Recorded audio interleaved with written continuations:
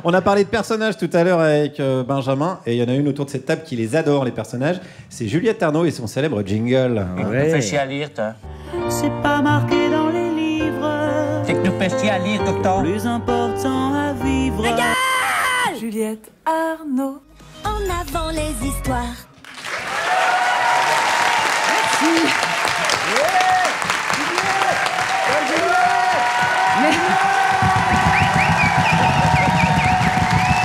Incroyable. Bah, les gens t'aiment, hein, les gens t'aiment. Hein. Allez, moi aussi, je les aime. Au mois de décembre, le régime syrien tombe, les statues officielles aussi, les portraits officiels sont piétinés, et suite logique des choses, le tombeau de l'ancien tyran de Damas, Hafez el-Assad, le père de Bachar, crame. Et devant ces images, j'ai tressailli, c'est-à-dire j'ai eu un brusque mouvement involontaire du corps sous le coup d'une émotion. Et du coup, j'ai retressailli en me sentant tressaillir. Je suis débile ou quoi? Je suis athée. Je sais que c'est rien. C'est un cercueil qui crame, c'est de la violence symbolique, c'est logique, c'est normal, voire attendu et nécessaire dans ce genre de contexte. Oui, ok, soit j'ai tressailli. Pourquoi? Eh bien, peut-être parce qu'il y a quelques décennies, j'avais dit à ma cousine Élodie un truc un peu vif à propos d'une grande-tante de notre famille enterrée depuis belle lurette. J'avais dit oui, de toute façon, la tati, c'était une vieille couille. Bon, je passe sur la pertinence de cette fine remarque, parce que l'intéressant n'est pas là. L'intéressant, c'est que ma cousine, à peine quelques années de plus que moi, mais infiniment plus sagace, m'avait coulé un regard chargé et enjoint de ne pas dire du mal des morts, sinon, et je la cite, « ils vont venir la nuit te tirer les pieds ». Ce qui fait que depuis 40 ans, je dors les pieds doigts de pied recroquevillés. Et je ne suis pas particulièrement superstitieuse en réalité ou particulièrement idiote. C'est qu'il y a dans nos civilisations un truc avec ce qu'on fait aux morts et ce qu'on leur fait pas. Dans l'Antiquité, par exemple, c'est bien simple. Si le mort n'est pas enterré, il erre sans fin. Et ça, pour les Grecs, c'est l'horreur absolue. Et c'est aussi pour ça qu'Antigone tient à mettre quelques poignées de terre sur le corps de son frère Polynice, celui qui a été désigné comme le traître, même si elle risque la condamnation à mort en désobéissant aux ordres. Et c'est encore pour ça qu'Achille ne rend pas le corps d'Hector, son ennemi.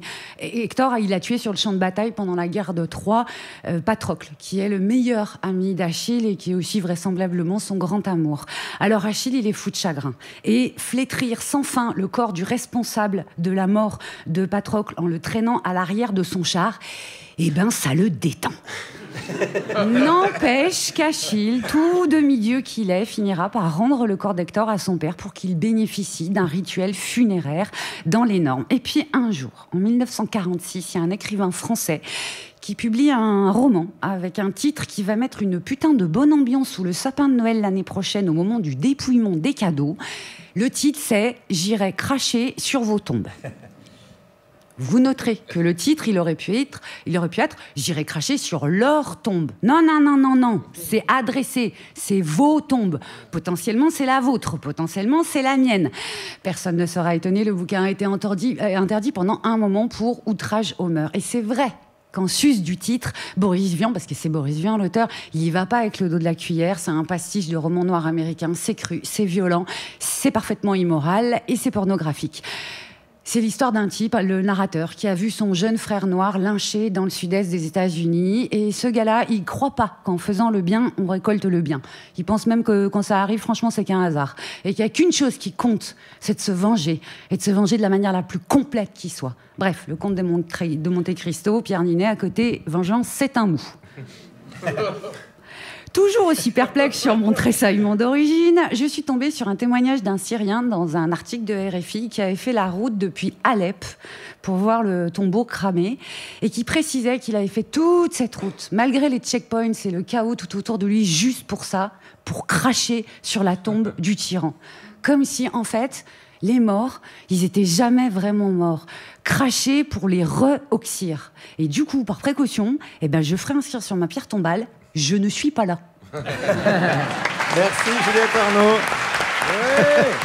Merci beaucoup Juliette. On peut te retrouver, comme toutes les chroniques de l'émission, en podcast, en vidéo, bien évidemment.